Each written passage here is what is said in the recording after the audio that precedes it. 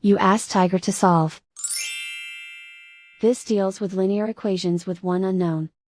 The final result is k equals 29/3. Let's solve it step by step. Group all constants on the right side of the equation. Add 7/8 to both sides. Combine the fractions. Combine the numerators. Reduce the zero numerator. Simplify the arithmetic. Find the lowest common denominator. Multiply the denominators.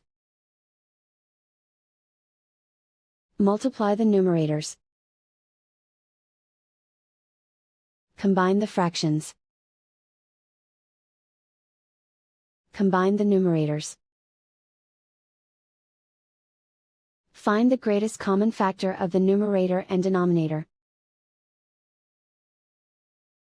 Factor out and cancel the greatest common factor. And so the final result is k equals 29/3.